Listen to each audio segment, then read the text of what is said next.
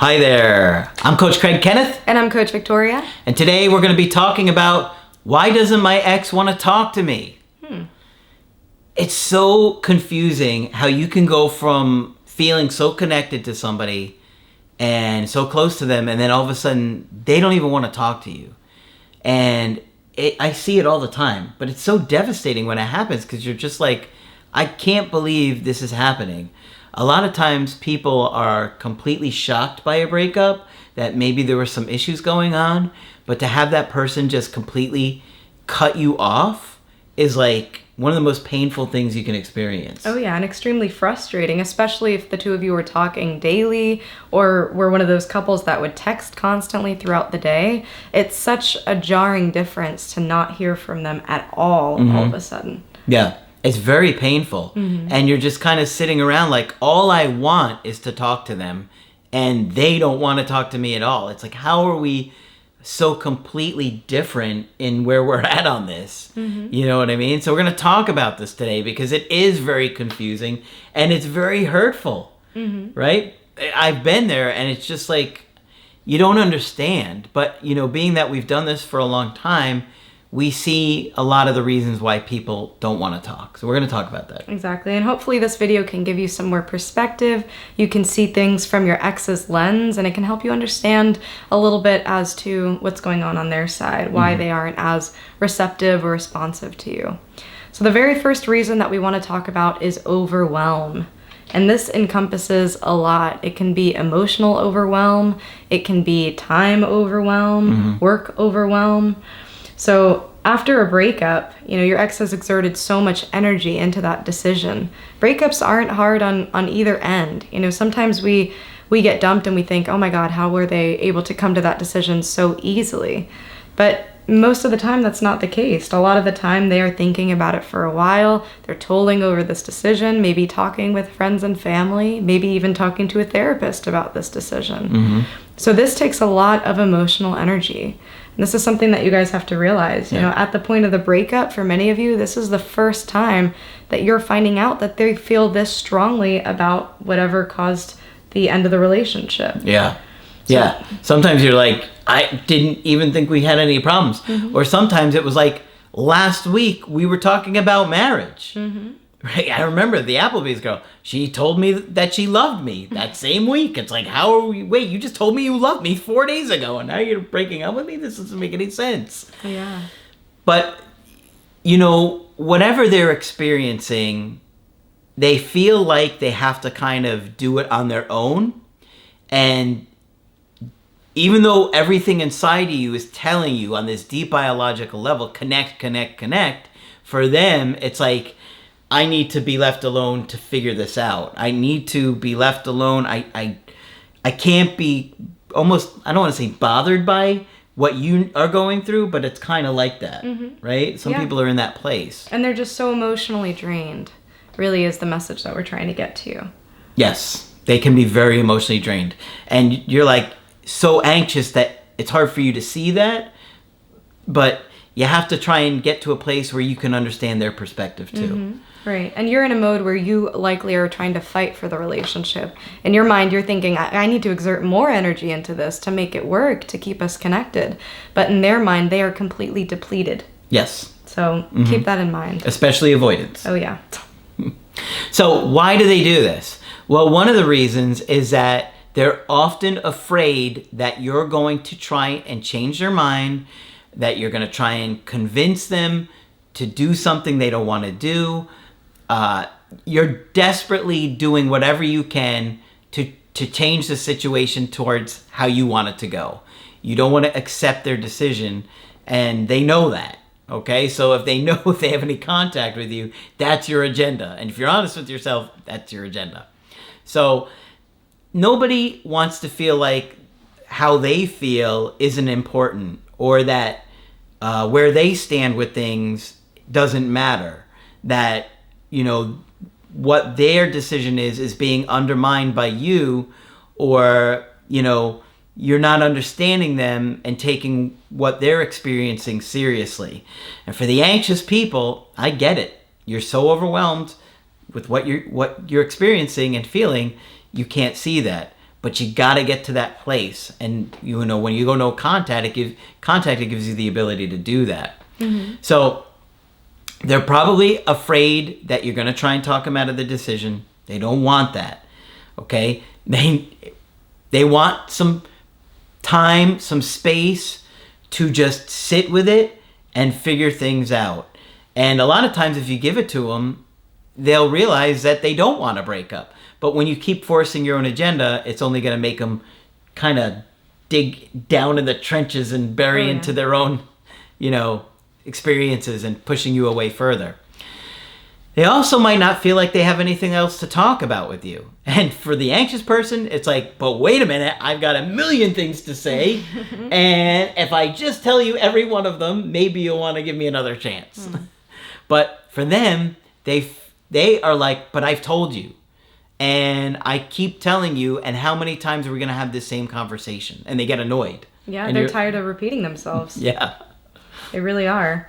Another big reason is that they don't want to lead you on or complicate your feelings even further. And this might be a confusing one because what you still want is connection. So for you, you might not fully grasp what their decision means or what they're trying to tell you.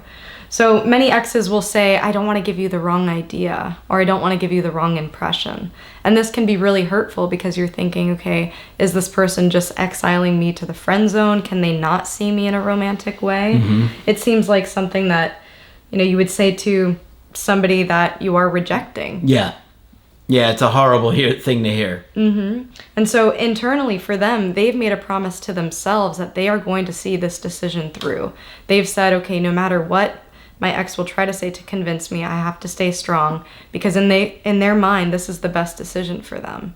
So it's important for you to understand that. Yeah. That in their mind, they are doing what's best for them. So by you saying, no, I don't want this breakup. No, I think we can talk about it. I think we can work through this. You're saying, I don't think that you know what's best for you. And that can be very offensive, very undermining, like you said.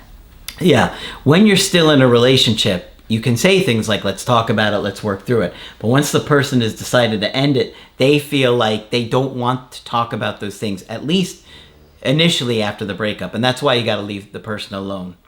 And a lot of times they're angry, right? Something was going on that they weren't happy with. Why? I don't know. Maybe you were mistreating them. Maybe you were neglecting them. Maybe you were being selfish. I mean, there's a lot of reasons they could have been angry. But, people get upset. Things escalate. Arguments, fighting. There could have been things that you did to hurt them, upset them, and they're angry. And so why would they want to repair it when they're still so overwhelmed with anger? Maybe the way you handled it initially with begging or pleading or going by their house got them so upset that they didn't want to see you, and that's what set them off and made them feel like they've got to really set some kind of boundary in place with you. But one of the functions of anger is to separate, to protect yourself from being mistreated, for keeping somebody safe from somebody else. And so if you're intruding on them, especially, they're more likely to be angry. Now, if you leave them be, they're not going to have this contact with you where they continually are getting angry. Right. And they may still be angry about stuff that happened. You're not going to continually pop up in their face and they're going to be like, ah, again. Right. So that's one of the reasons you got to leave them be and give them distance. And Margaret had a lot to say about this, and I love her for this. She'd always say that anger has such a bad rap, but it really is a self-protective emotion. She used to say that anger is the thing that tells you if somebody's stepping on your face. That's right. To say, hey, get off. So anger is your friend. Yes. She would say all the time, anger is your friend. Because a lot of clinicians will be like, oh, you don't want to be angry. Forgive. You want to forget. But no, anger can be there to help you separate. And it's a good thing in many ways. And it's a very important part of the process. A lot of you, it's very difficult to see your ex be angry at you. But if you don't allow them to be angry at you, they cannot move past it. So give them that space, give them that time to be able to process it at their own speed. Along the same line, A lot of exes might be afraid of their safety, whether this is emotional safety or physical safety. So they might think in their mind, by continuing to engage with you, that their risk of getting hurt by either something you say or do increases. So in this case, we're also talking about possible harassment. Many of you get into these very desperate places after a breakup and you act very out of character. This can be bombarding them with messages. This can be showing up at their home, trying to force conversations. If you are in this situation, that's huge. Your ex might be afraid to engage with you. They might even take legal action. So guys, be very careful when your ex is not being responsive to you. If you are messaging over and over and over again, you need to give them that space. You need to respect them. And this might be especially true for women who are more commonly the victims of stalking, the victims of intimate partner violence. You know, if you notice that your ex-girlfriend, ex-wife, ex-partner is distancing, is blocking you, do not try to bypass that block and find other ways of talking to them. Yes. You know, they don't want to engage with you. They might be afraid, and it's very important to increase that feeling of safety, to say, you know what, I'm not going to hurt you. I'm not here to make you upset. I can tell you, if you're thinking about it, one of the biggest mistakes you'll ever make is showing up at a woman's place. I am telling you, I just had a couple calls in the last week. You know, things are falling apart. The guy gets really anxious. He drives 4 hours to her place. He's like just driving the whole time. He's got to get there, and then it's a disaster. Almost every time. It goes very, very, very poorly. In fact, I had a call, I think a couple weeks ago, where it was going okay until he did that. And the minute he showed up at the house, it just completely fell apart from there. And I even told him, I said, I think it was doing okay until you did that. In fact, I think he did it like the night before our call. Let me tell you something, guys. Listen carefully. If you have a call scheduled with us, do not escalate your behavior and then give us the mess to clean up the next day. How many times have you had a caller the day before our call, they do all the wrong things just so they can talk to us about it on the call? And I'm like, why didn't you just wait one? We were scheduled for today and you did it yesterday. Yeah, and I understand your anxiety will creep up the closer that it is to an event, whether that event be a birthday, a holiday, or even a call with us. So it does make sense. But guys, we have tons and tons of videos of managing anxiety, the ones that go the least watched. Okay, people? Get on it, is what we're saying. So we have tons of resources and content out there that if you are struggling with the idea of, my ex isn't talking with me, this is getting me frustrated, I'm getting worried, our brains can spiral. You know, we often hear, oh my God, I thought that they were dead. I thought that, you know, they were doing something dramatic. A lot of this is a result of your attachment insecurity. Please watch our videos on this. Educate yourself. Go to therapy. Do not show up at your ex-girlfriend's apartment or their job. I am telling you, it is one of the worst things you could do. I'm telling you, I've seen it over and over again. Please, it scares people. It scares women. And it's very hard to turn things around when you're stalking them like that. And it is stalking. Yeah. Okay?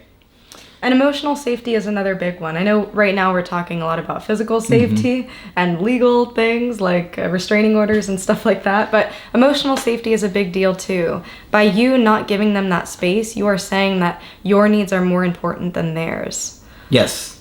Yes. How I feel is more important than how you feel. Okay? So you got to remember that. Okay. What's another reason your ex doesn't want to talk to you? Well, they may genuinely not have the time or the energy to do it right now. And I know for you, it's like the most important thing in the world, but they may not be feeling that at that time. Okay? And so relationships don't exist in a bubble. People have lives. They have responsibilities, obligations, careers, friends, family, you know, sick parents, whatever it may be that they may have to focus on and take care of. They have other business matters to take care of. And at this moment, they're not going to prioritize how they feel. Whereas for you, that's the only thing you're prioritizing. Yeah, and I've had several calls where a breakup happens surrounding grief, a major grief. Somebody in the nuclear family has passed away, and maybe it's somebody who lives with their family, so they're all processing it and dealing with it. And I'm getting questions like, I haven't heard from them in 2 weeks or in a month. Why? Why haven't they wanted to reach out to me? I'm just thinking, considering the situation, that is very normal. I'm imagining how overwhelming it is to be dealing with that amount of grief and loss. And the same thing can be applied to an illness or financial struggles.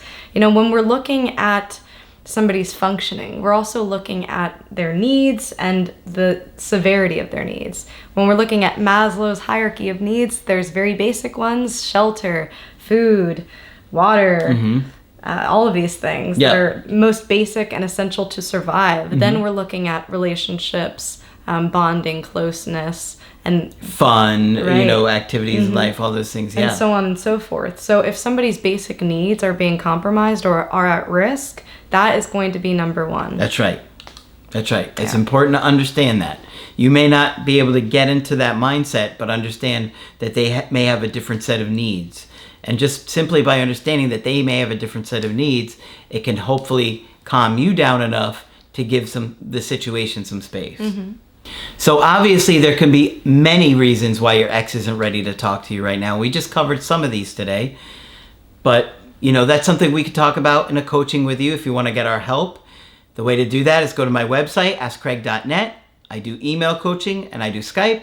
Victoria is also available for Skype coaching. I'm here whenever you'd like to chat. Just click on her name at the top of the website to schedule with her. But that's it for this video. I'm Coach Craig Kenneth. And I'm Coach Victoria. And we will talk with you soon.